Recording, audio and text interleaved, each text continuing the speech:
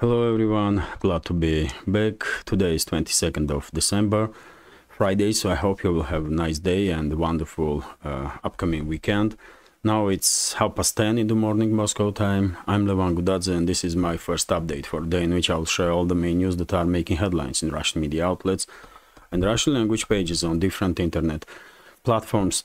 Second update will be a little bit late in the afternoon, in which I will share latest report of Russian Defense Ministry on progress of special military operation during the previous 24 hours.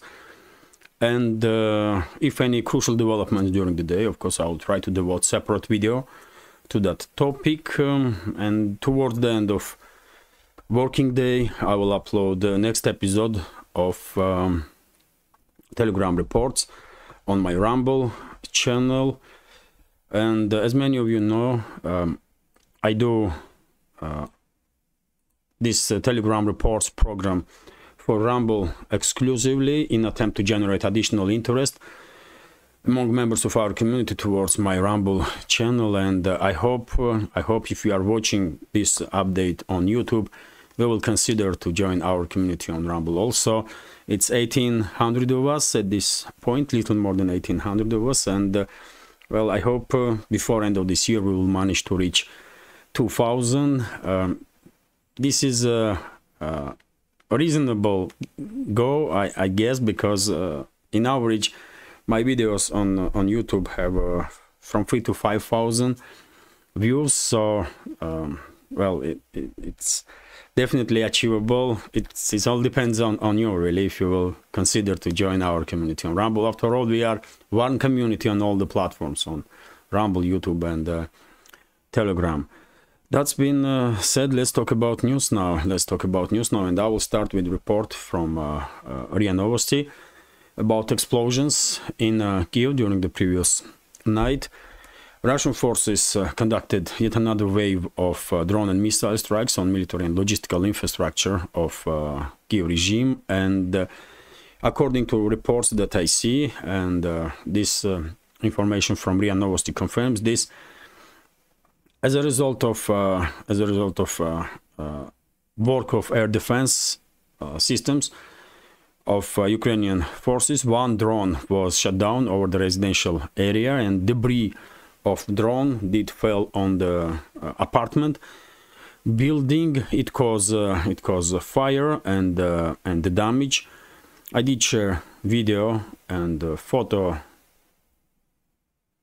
materials on this on my Telegram. You can check in that post if you are interested too. So this is not the first, and I'm afraid not the last time when air defense systems of Ukraine are working over the residential, or shutting down or firing at Russian missiles or drones over the residential areas, which is quite unfortunate. And Russian Defense Ministry did highlight it many times that air defense systems have not been used in proper manner by Kyiv regime. Most likely exactly because they want this type of incidents to occur when debris of drones or missiles or damaged drones and missiles are failing and hitting residential areas, although their main target, of course, are military and logistical infrastructure. So that's what has happened during the night. Ukrainian military and logistical infrastructure was targeted in dozens of in many directions that are controlled by Kyiv regime in many areas, from southern ones, Nikolaev and Odessa region, to northern ones, Sumy, Chernigov, Kyiv directions, Kremenchuk direction, and according to some reports that I see, main target for Russian drones and missiles were military airfields that are still operational and maybe holding some left, whatever is left from Ukrainian Air Force. So that's the main goal for Russian side, I believe, to neutralize as many aircraft in hands of Kyiv regime as possible. Although, of course, industrial facilities that are producing weapons also are targeted, and points of concentration of military hardware and manpower. But let's continue now. Of course, during the day, Russian Defense Ministry probably will share with us additional information about strikes during the previous night, and I will add this information in next updates, or I will share it on my Telegram channel. RT is reporting that Russian militaries shut down Atakams missile yesterday afternoon. This missile was moving towards Crimean Bridge, according to Governor of Kherson region, Vladimir Saldo, and the Russian Air Force, Russian Air Defense Systems did successfully destroy this missile. And also yesterday, Russian military channels did reported that Ukrainian forces launched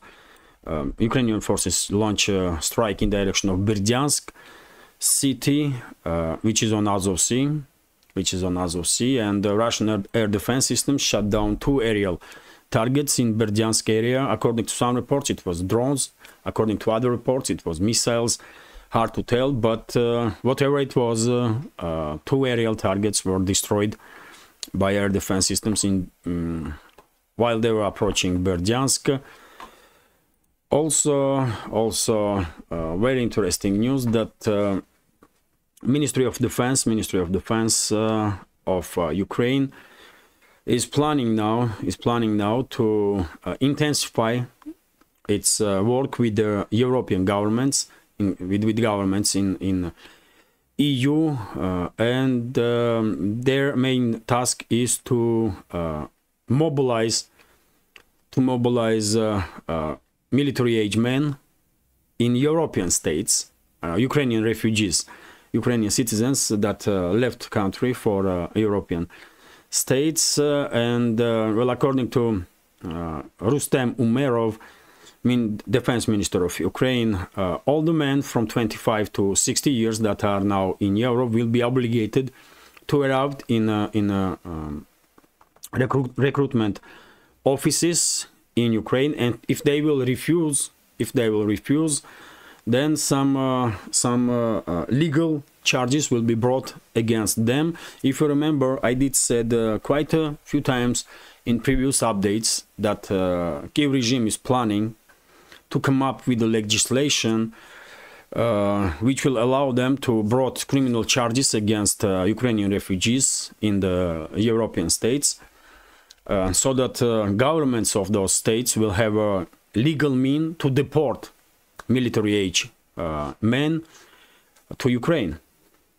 And that's exactly what is happening. Umerov, in his statement, did spoke about, in his interview with the Bild news media outlet, did spoke about Germany in particular, although very same will happen with other countries also. And I did watch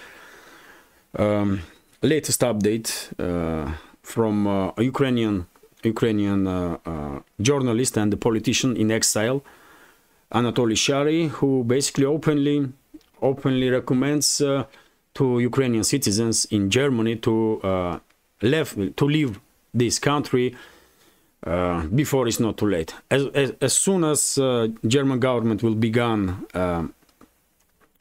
deporting military-age men from Germany, they have to leave this country for other European states and move around Europe, as long as it's not safe to go back to Ukraine. So if even Ukrainian journalists and politicians are highlighting a situation that it's possible that military-age men will be deported from European states, from Germany in this case, then I guess situation is real.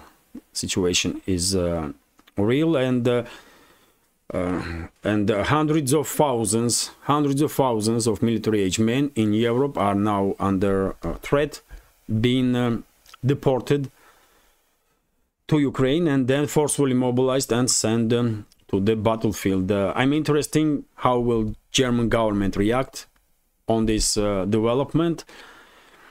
if you remember, just recently, just about a week or two ago, one German MP already said openly that military-age men in Germany, Ukrainian refugees that are military age, should be returned to Ukraine. And he mentioned even number of brigades that could be made from Ukrainian refugees. So many of them are in Germany. So this is a big deal. This is a big deal, I believe. And well, best decision they can make, these refugees, Ukrainian refugees in Europe, if they really want to be in a country which will never deport them into Ukraine to be mobilized then and sent to the front line, is Russia.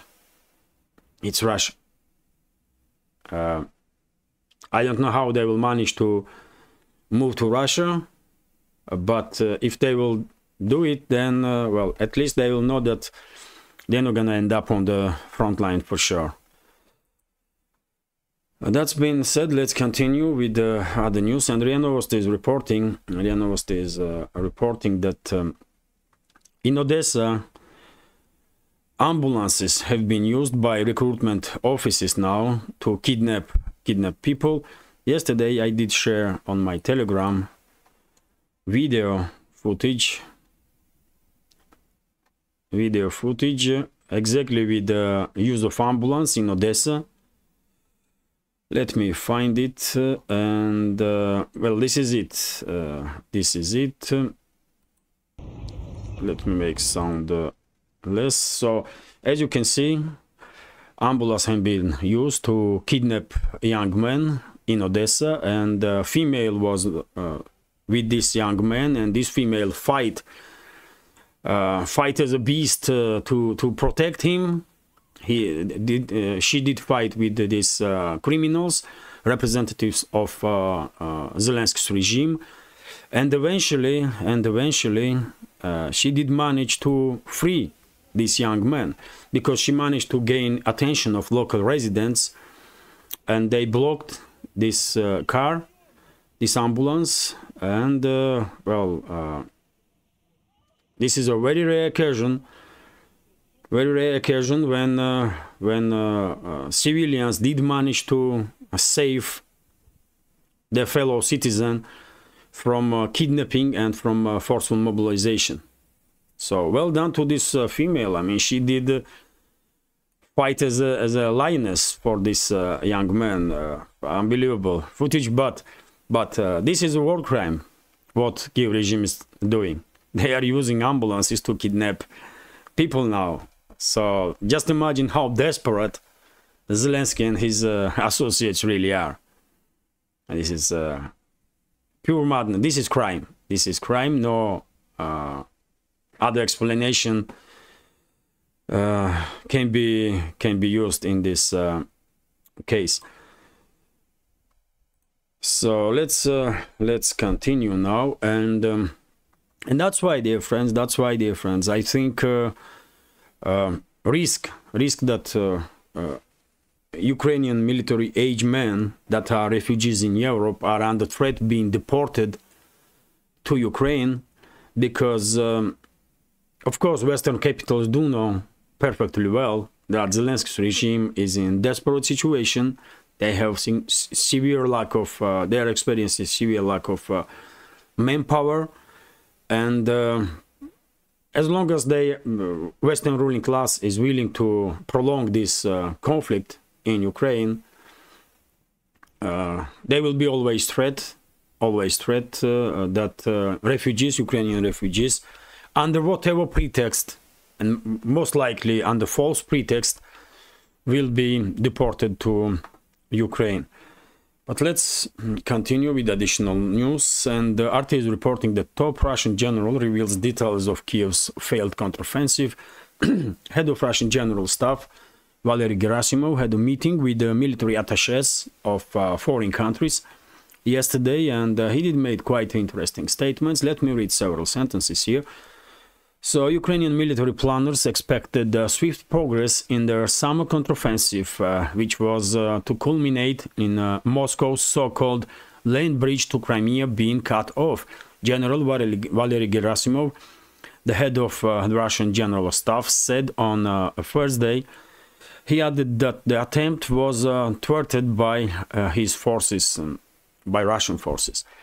The senior official briefed foreign military attaches of various aspects of Russia's military strategy, including steps taken to prevent Ukrainian counteroffensive, which he said was the top priority for the countries this year. The enemy plan was to blockade Melitopol by the end of the 15th day of the offensive, Gerasimov said, and Melitopol is here, almost in the middle of this bridgehead, almost on the middle of a land bridge between Crimea and mainland Russia. And well, the Ukrainians then plan to advance towards the Sea of Azov, the city of Mariupol, and the border of Crimea, he added.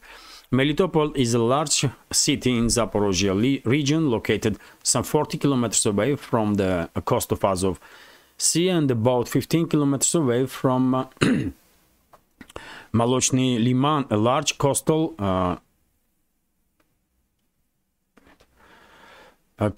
ester connected with it.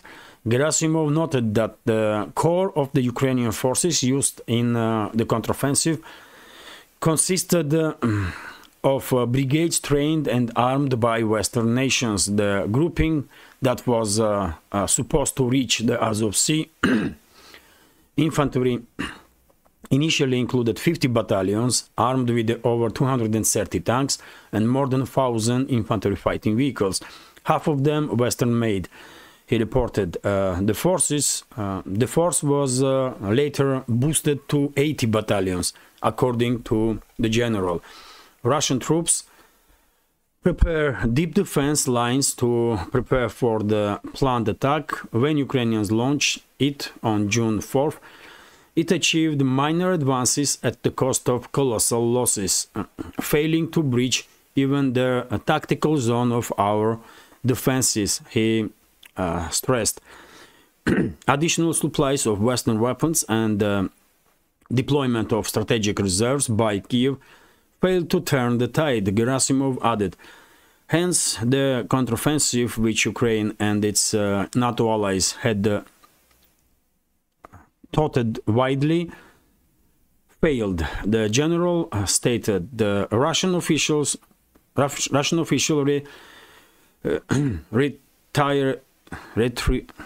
reiterated that the Ukraine conflict was a hybrid proxy war against Russia by the US and its allies, waged with Ukrainian hands. Washington wants to prolong the conflict by providing military assistance to Kiev, he claimed. In addition to conducting active defense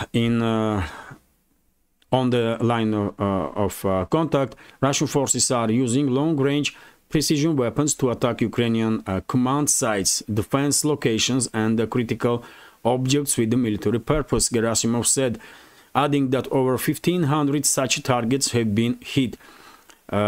Degrading the Ukrainian military-industrial capabilities has been a major achievement, he noted. So, well, maybe not something extremely new. We all knew prior that that these strategic reserves and all the brigades that were participating in this counteroffensive were almost all of them were trained and armed with the NATO member states. And me personally, I knew before this counteroffensive began that it would be a total disaster for Kyiv regime, and that's what happens, really. That's what happened. So I'm not at all surprised with any news in regards to this failed Ukrainian so-called counteroffensive. Also, TASS news agency is reporting that Ukrainian armed forces lost about 160,000 military personnel just in the last 6 months, killed and wounded. According to Gerasimov, in same time frame, in the last 6 months, Ukrainian army lost 766 tanks, 121 planes, and 23 helicopters. So, well, huge numbers, of course. And whenever I see planes, man, I'm questioning. I always have a question: how many of those planes Kyiv regime still have left? I don't know. And Gerasimov, during his meeting with the foreign military attaches, did also said that as a result of terrorist attacks of Kyiv regime in DPR only, 4,700 civilians have been killed, and Kyiv regime continues to conduct terrorist activity on Russian territory, and Kyiv regime is acting like it's okay. It's nothing special is happening by conducting these terrorist attacks, which is also true, by the way. And unfortunately, Western media outlets and Western so-called leaders never ever say anything critical about Kyiv regime's tactics, and they clearly are using terrorist methods, isn't it? And that clearly are behind terrorist attacks on Russian soil. But it is what it is, man. No surprise that nobody in this world have any respect for Western ruling class no more, because they are terrorists and mass murderers and the most dangerous entities in this world for humanity, these so-called elites of the West. Let's continue, and RT is reporting about statements of retired German Air Force colonel who said basically that Kiev's manpower is significantly worn out as Russia's strategy of attrition is taking effect. And according to him, Ukraine is losing about 800 military personnel a day. Russian Defense Ministry is more conservative in its reports, and for at least for last months or even 2, if we summarize daily reports of Russian Defense Ministry on hostilities on the front line, average losses on part of Ukrainian armed forces are amounting to 650 military personnel a day. But as I said, the Russian Defense Ministry is quite conservative in its estimations, because, well, in this case, German military expert is reporting that Ukraine is losing in average 800 military personnel a day. Maybe he has some inside information, I don't know, but this statement, this news definitely highlights that reports of Russian Defense Ministry definitely are more conservative. Some people may question, and I do see comments, questions in the comment sections, how reliable reports of Russian Defense Ministry are, and well, I always answer that this is the best source of information that we have really at this point, because you definitely cannot trust anything that comes out from Kyiv regime, because I mean they are in some I don't know, man, some alternative world where they are destroying 100% of Russian drones and Russian missiles always, sometimes more than 100%, because that's mathematics that they are used there in leadership of Ukraine. And I mean, their numbers just don't really make any sense at all. If you take a look at the line of contact, what is really going on the ground. So you cannot take seriously anything that comes out of the regime, and the Russian Defense Ministry's report did prove time and time again that they are much more reliable and basically best source of information when it comes to a zone of special military operation. Of course, we should take any information with a pinch of salt, of course. But when it comes to reliability, I believe Russian Defense Ministry's reports are quite reliable. And well, even German military expert is basically proving with his statement indirectly that Russian Defense Ministry's estimates and reports are quite conservative. But let's continue. RIA Novosti is reporting that, Prime Minister of Hungary did make quite interesting statement, saying that there should be no direct border between Russia and Hungary. Whatever will happen to as a result of this confrontation in Ukraine, and one may take this statement. This statement as something anti-Russian, but in reality, no. In reality, no, because if you take a look at the map, territories of Western Ukraine that possibly may become under control of Hungary is in Western Ukraine, right next to Slovakia at this point. That's a Transcarpathia region, which used to be part of Hungary before First World War. Then these territories become part of Czechoslovakia, and after that, Soviet Union established control over those territories, and this land have been given to Ukraine. And well, if and when Ukraine will be divided between its neighbors, Hungary will not border Russia. Hungary will border Poland, because vast majority of Western Ukraine, about 80% is a territory that used to be part of Poland before Second World War. Unfortunately, I do have a map, man. I do have a map here. So this is the map that I'm talking about, and this area here with blue coloring is a territory that used to be part of Poland before Second World War, with some major cities like Lvov, Ivano-Frankivsk, Ternopil, Rovno. And this area here, what color is that? I mean, gray, whatever color is. This area here used to be part of Hungary before First World War, then part of Czechoslovakia, and eventually they'd become part of Soviet Ukraine, Soviet Union. And if you take a look at the map, Orban is exactly, Orban is saying some quite understandable stuff, that once Ukraine will divide, there will be no border between Hungary and Russia anyway, because just take a look at this area here.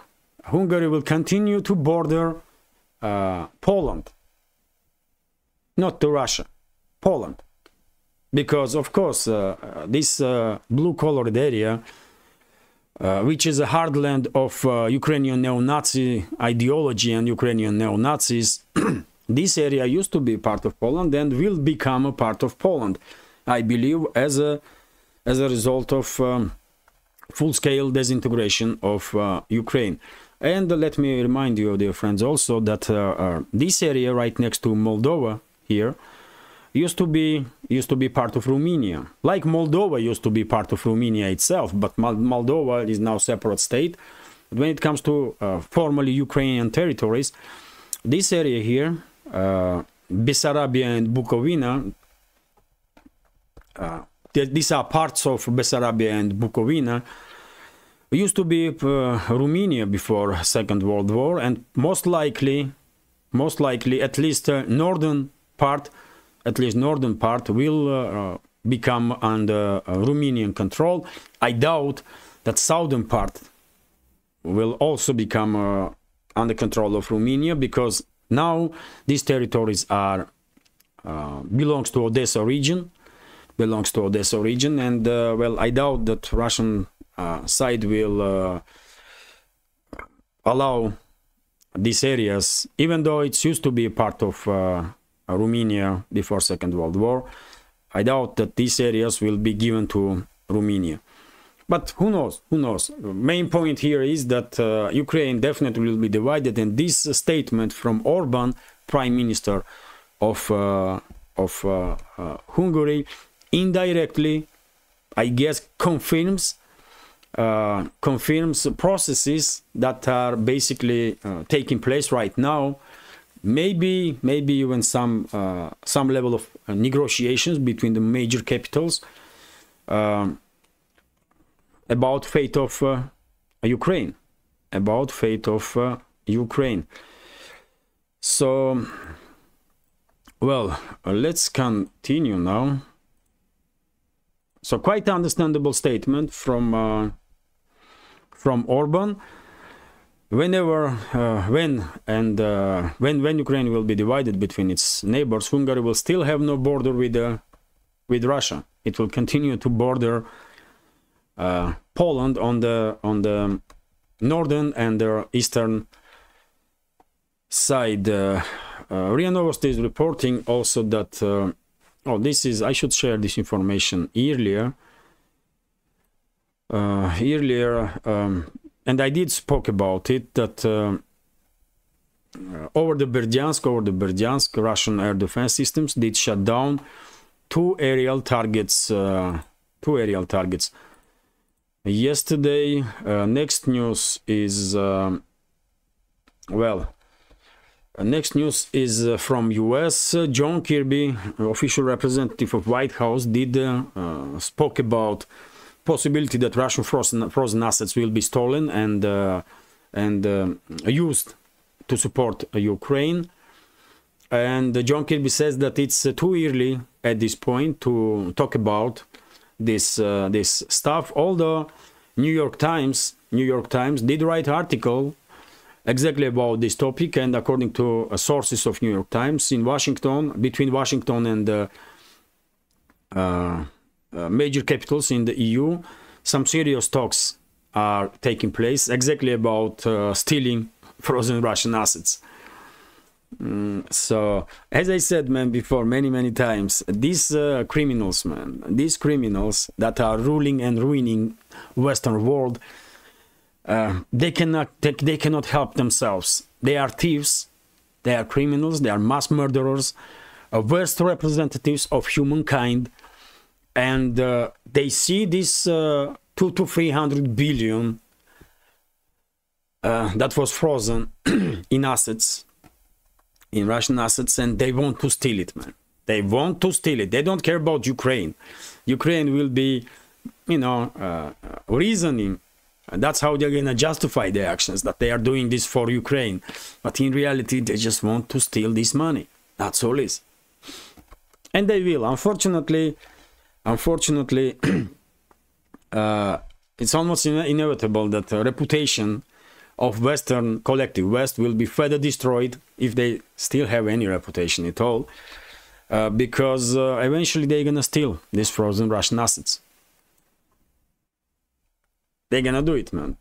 Or I don't know if there is any strong enough force in the West, in the ruling class of the West, that can stop this madness.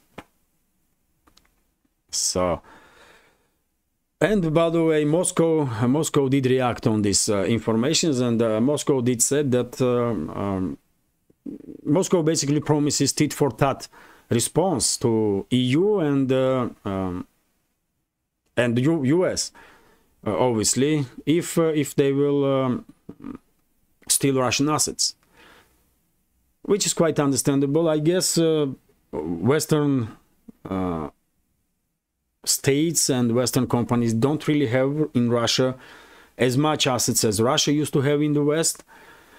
But I believe there are some assets in Russia that belongs to Western companies or Western states that can be seized as a countermeasure. And who can blame Russia for this? It will be only response. Anyway, let's continue. Next big topic is, of course, Middle East. And according to TASS News Agency, Tzahal or IDF, Israeli Defense Force, did report that they managed to establish control over the Esh Shuja'in in Gaza. This is used to be a stronghold. This area used to be a stronghold of Hamas, according to Israeli militaries. Let's continue. And according to reports in Russian media, Hamas refused to agree on ceasefire with Israel before Israeli side will stop any hostilities. Hamas basically is not negotiating with Israel topic of ceasefire as long as the Israeli army continues its military operation. Well, hard to tell if this tactic will work. But unfortunately there is no ceasefire, there is no truce in the region. That's for sure. And on daily basis we have more and more information about further increase in hostilities.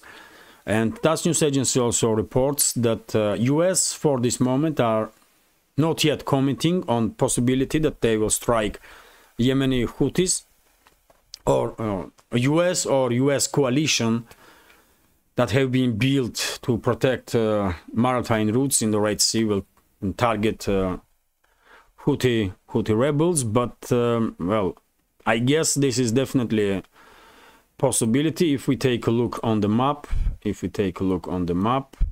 this is Red Sea, and this area here, part of southern part of Red Sea and western part of Aden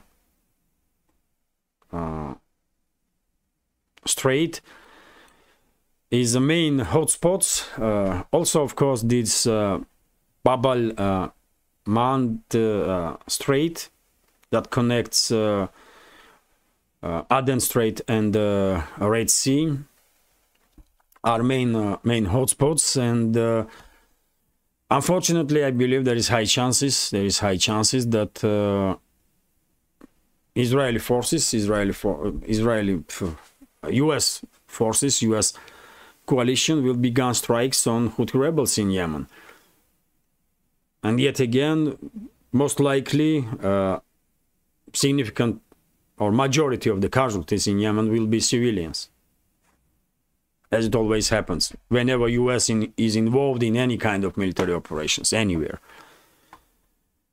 That's why I'm saying that Houthi rebels are not really helping no Palestine, not their own fellow citizens, and nobody really by conducting these strikes on ships, on civilian ships. And well, they are not backing yet, because we have statement here from Houthis that they will be, they are willing to fight US also, and to strike US warships. So I think they are not really realizing what kind of fight they are getting involved. And I'm kind of surprised that Iran did not yet force them to back down. Yesterday I did see a comment of one of the, I guess at this point, former member of our community, who was not happy that I was somewhat critical of actions of Houthi rebels. But I did try to explain why I'm critical. First of all, it's a crime. They are shelling civilian ships, for God's sake. How are you going to support this? It's a crime. It's a pure crime. There can be no justification for that. That's the first point. Secondly, US most likely will use this crisis in Red Sea now to further increase its military presence. And same can be said about other NATO states.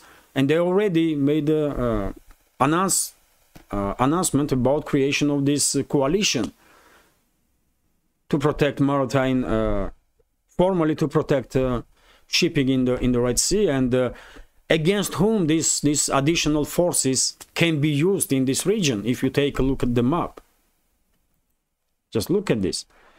So this is area that we are talking about, and well, look where is the Lebanon, man. Lebanon is here. That's Lebanon, and here, and look where is the Iran. That's Iran here. So Lebanon on the north of Israel and Iran. And if US and NATO member states will bring additional dozens and dozens of warships in this area, against whom they gonna use it, really? Or how high chances are that this conflict between Israel and Palestine will be further intensified, and at some point Lebanese Hezbollah will get involved, will be provoked to get involved with full force in this confrontation, and eventually even Iran.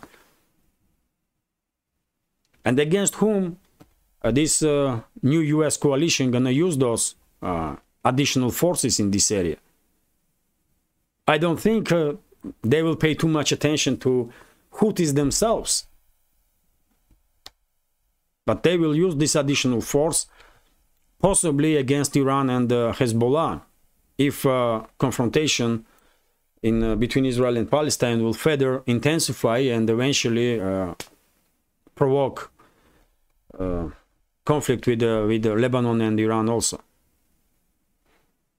So that's why I'm saying that whatever ideas this leadership of Houthi rebels have, they are not doing good for anybody in that region.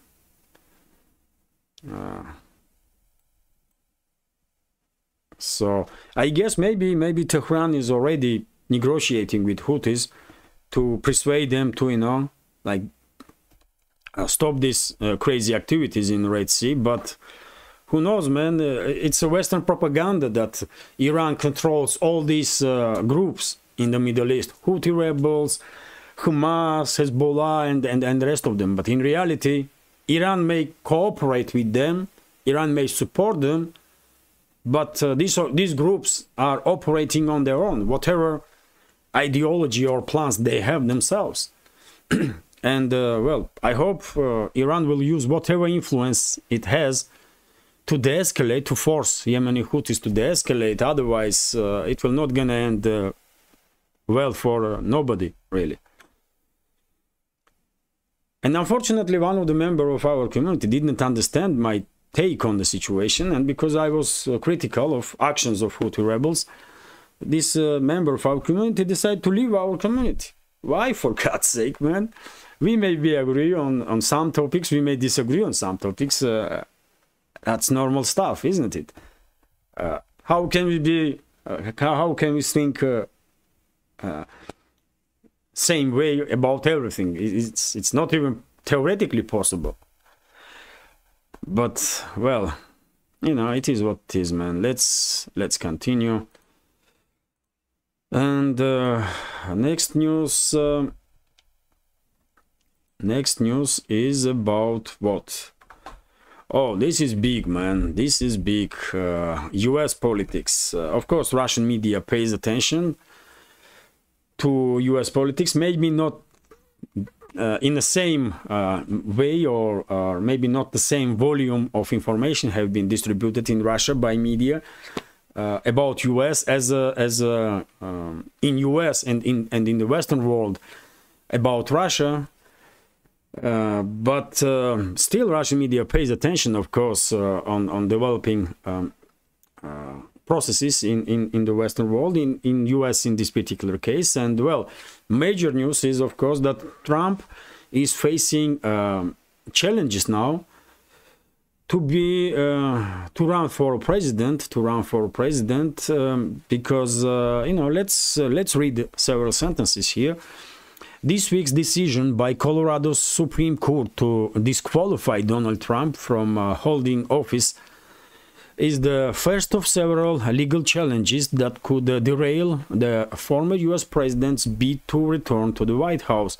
The New York Times has reported at least 17 states are currently processing legal challenges to Trump's eligibility, the newspaper claimed on Wednesday.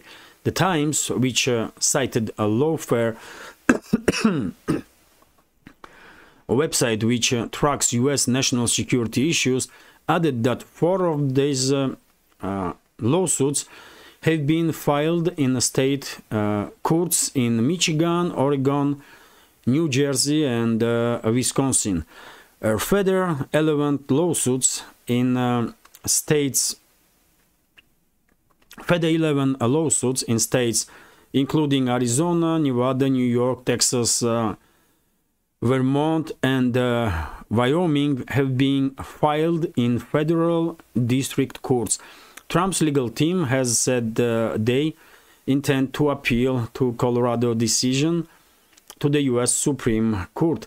So basically what is going on is that, well, Democrats, so-called Democrats, are now trying to use their influence over the judiciary system in U.S.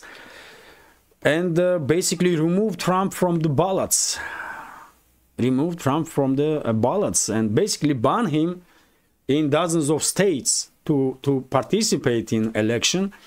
And that way, eventually Trump will lose. If some other states will allow him to run, then, you know, it may not be enough, isn't it? And it will be not enough. So that's a way, I guess, that these so-called Democrats come up with to deal with the Trump. And yet again, man, this is total disgrace, what is happening for U.S. Biden's administration and these so-called Democrats and neolips and whoever they are, man, they are destroying last drops of reputation that U.S. may ever had as a democratic country, as a country where there is really political process, freedom of speech and expression, and so on and so on and so on. All that stuff that Western ruling elite so much love to talk about constantly and teach others how to live, what is democracy, what is freedom of speech and freedom of media and expression and so on. They love to talk about this stuff, but look what they are doing in the US itself. They are using all means necessary, legal and illegal, to fight major opposition candidate in upcoming presidential elections. This is not even third world country level, dear friends. This is, I mean, I don't know. You tell me what the hell is going on, really. Because this is pure madness. This is pure madness.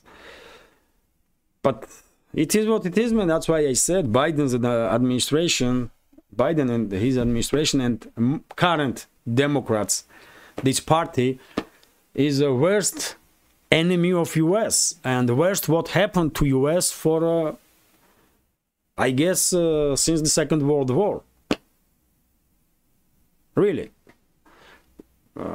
They are destroying US, man, before very our eyes. They are really destroying US, and at this point, I really began to believe that threat of civil war in US is real. I used to be always skeptical that no, man, things not gonna go that bad in the US. And when I was listening to some commentators from US, Tim Pool, for example, was quite often mentioning risks of civil confrontation in the US. Many other commentators. I was kind of skeptical. I never thought that things will go down this bad, man, in US. But just look at it, man. Look what is going on. Yeah, I don't know, man. I'm not US citizen. Maybe my understanding of situation is mistaken, but that's how I see this topic. US citizens, friends of ours from US, can explain to us what's really going on, man. Because no matter you are supporter of the Democrats or Republicans or independents, this is definitely not normal when major opposition candidate, major one, is prosecuted politically. This is political prosecution, 100%, isn't it? Like it or not, but it is what it is, man. Anyway, let's continue. TASS news agency is reporting that US did agree with sign agreement with the Denmark military agreement to deploy US forces in Denmark whenever Washington finds it necessary. Not surprising, really, not surprising. This agreement will last for 10 years and probably will be prolonged. After that, similar agreement US did sign with Finland just a few days ago. I don't know, man. US already has 800 or 900 military bases worldwide. Why they need some more, man? Why? But this is, I guess, this is money laundering scheme at this point. One may say, because it really does not make any sense to have so many bases worldwide. Only if these so-called politicians in the US, these corrupt criminals, and the military-industrial complex and some other industries are benefiting immensely from, you know, supporting, maintaining, building, and so on these bases worldwide. After all, US has like $800 billion, isn't it, as a military budget. So this money has to be used one way or another, isn't it? And you know, that's the way they find it most profitable, I guess, to put bases just everywhere possible and receive funds and allocate funds from defense budget for, you know, for these bases, for maintenance, for building, and you name it, man, for weapons, deployments, and so on. This is definitely something has to do with something like money laundering scheme, man, because okay, Finland, one may say, you know, it's bordering Russia, and there is some logical understanding why US will want to put its military base here. But Denmark? Really? Why you need a military base in Denmark, man? What difference it makes in any way, shape or form? None. But anyway, let's continue. It's the issue of US citizens, man. How long they will watch this craziness that is going on in the Washington. RT is reporting that new details are available now about yesterday's tragic events that took place in capital of Czech Republic, in Prague, when a shooter opened fire in one of the buildings of a local university. And well, Czech police have named the perpetrator of a mass shooting that left 14 people dead in Prague on Thursday. The killer, identified by police, is David K., a 24-year-old student, allegedly killed his father in his hometown of Kladno on Thursday before traveling to the Czech capital on a suicide mission. Czech media later named the shooter as David Kozak and published his picture. Police President Martin Vondrasek told reporters that Kozak made a number of social media posts prior to his rampage and was inspired by similar terrible events abroad, without revealing further details. Well, tragedy, of course. Unfortunately, these sick animals are able to somehow have their hands on the guns, and that's what they do, man. killing innocents. Tragedy. Unfortunately, this type of tragedies are occurring all around the world, more and more often, which is quite scary, man, if you think about it. RT is reporting that France is forced to close embassy in a former colony. Reports Reuters. The French government intends to shutter its embassy in Niger indefinitely, Reuters reported on Thursday. According to a letter from their embassy to its staff, which was seen by the news agency, the restrictions imposed by the military government mean the mission can no longer carry out its diplomatic duties. So, well, that's the lowest point of relationships between France and Niger, I guess, and quite understandably so, because France have been seen in Niger and many countries in Africa as a colonizer, and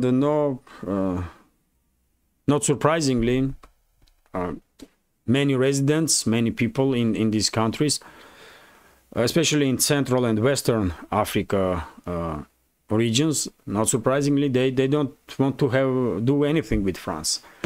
Same time, I remind you, dear friends, that this new government in Niger are conducting negotiations with Washington quite successfully, and U.S. base still remain there.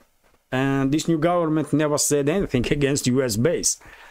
So I guess U.S. will now try to take over all the countries as much as possible that used to be French colonies or under French direct or indirect control. So it's clear that US will try now to establish control over these countries, over the region in Central and Western Africa, and well, let's see how successful they will be.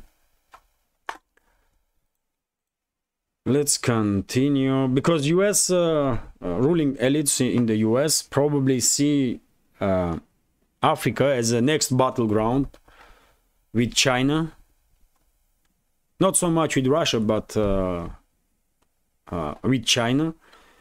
And I guess they will try to remain in Africa as long as possible, and even further increase their presence. Let's continue, and RIA Novosti is reporting that in Germany, oldest Russian consulates, diplomatic consulate, have been shut down in Leipzig city, and official ceremony did take place yesterday, and well, Russian side did comment on it and said that this is definitely regrettable development, but unfortunately this is not a choice that Russia made. This is a result of actions of German government. Well, how are you gonna comment it, man? Unfortunately, relationships between Russia and Germany deteriorating, between governments of Russia and Germany deteriorating very sharply, and probably are on lowest point since the reunification of Germany. Definitely on lowest point since the reunification of Germany, and even maybe even during the Cold War, Moscow did not have such a bad relationship with Bonn, then capital of Western Germany. So Scholz and Baerbock, they can be proud of themselves. They totally destroy relationships between Germany and Russia. Well, it is what it is. TASS news agency is reporting that in EU, in Brussels, officials did report that they are beginning to work on third and fourth sanction packages against Russia. Okay, good luck with that. Also, at this point, there is no longer possible to comment seriously on EU sanctions and Western sanctions in general. Whatever they're gonna come up now in this 13th and 14th package of sanctions, you know, it will definitely not make any difference for Russia, for sure. And I guess more this sanction package will be introduced. More and more people will laugh worldwide on Brussels, and well, at least that's something good is from all this story, that people will laugh little more, and no, it's good. It's good. As some say goes, more you laugh, more you will prolong your life. So it's good when people are laughing. And Brussels definitely giving us more and more reasons to, you know, have a smile.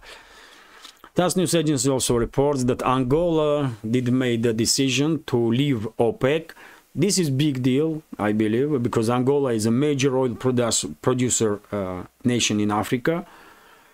And this is big deal. And according to Angola's government, they made decision to leave OPEC because they are disagree with the current policies of organization, especially when it comes to reduction of oil output on the world market, to make sure that prices are acceptable for OPEC plus countries. And well, maybe Angola wants to, you know, further increase production of oil as much as possible to make more money. This is certainly a possibility, but well, and maybe this decision was made by Angola under influence of Western energy companies or Western ruling class. That's also a possibility, but I don't think it will help Angola in the long run. Because, well, OPEC Plus was definitely effective when it comes to normalizing prices on the world market. But development is huge, and let's see how other OPEC countries will react on it, and also OPEC Plus countries, because Russia is cooperating with OPEC intensively. And interesting what Russian officials will say about this development. And this is going to be last news for today's first update. Russian company opens a new sea route to Egypt, which is quite interesting. The FESCO Egypt direct line FESCO Egypt direct line connecting Alexandria and Egypt with Novorossiysk in the southern Russia, bypassing the need for transshipment ports, has been launched by FESCO Transportation Group. The press service of the Russian shipping company reported on Wednesday. So, well, I will not go into further details, but well, development itself, that there will be direct shipping route between Russia and Egypt, definitely is a good good development. It will further increase trade between not just Russia and Egypt, but between Russia and African nations. So all good. Great news, and I will end this update on this. How long is this? More than an hour still. Well, plenty of news, and hopefully you'll find this update interesting. And if so, please click that like button, leave some commentary about any topic you like, and if you can, please share a video with your friends. It will definitely help to reach wider audience. And if you think this channel is informative, useful, has some potential, and deserves to exist, please consider to support my work with small donations through PayPal, Buy Me a Coffee, or by subscribing to my Patreon page. You can see links under this video in description box or in the pinned comment. This is it for now. Have a great day and take care.